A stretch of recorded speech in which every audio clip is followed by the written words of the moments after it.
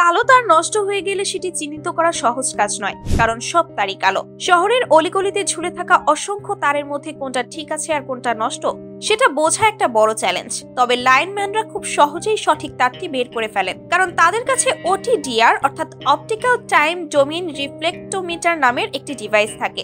এই ডিভাইসের মাধ্যমে পুরো কেবলের দৈর্ঘ্য যাচাই করা যায়, ঠিক যেমন অডিটর মেশিন দিয়ে অডিট করা হয়। এতে বোঝা যায় কত কিলোমিটারের সমস্যা হয়েছে, কি ধরনের সমস্যা হয়েছে, ব্যান্ড হয়েছে, কাটা গেছে নাকি অন্য কোনো ডিস্টারবেন্স হয়েছে।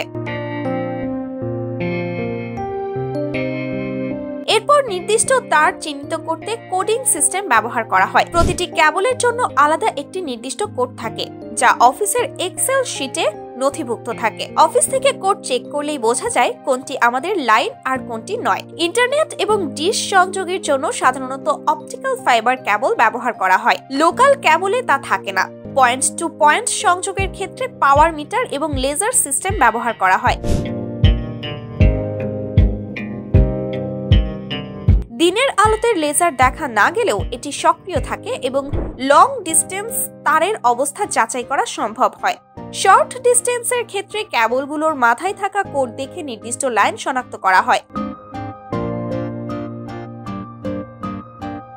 প্রতিটি কেবল একবারই নির্দিষ্ট আইডি পায়, যা পুনরায় কোনো নতুন ড্রামের জন্য ব্যবহৃত হয় না। কর্পোরেট ক্লায়েন্টের সংযোগ স্থাপনের জন্য প্রথমে অফিস থেকে কোড আইডি অনুযায়ী পাওয়ার চেক করা হয়। পাওয়ার নিশ্চিত হলে নির্দিষ্ট কর্পোরেট ক্লায়েন্ট পর্যন্ত কেবল টানা হয়। এরপর রাউটার বা অন্যান্য ডিভাইস কনফিগার করে আইপি এবং ইউজার নেম সেট করা হয়।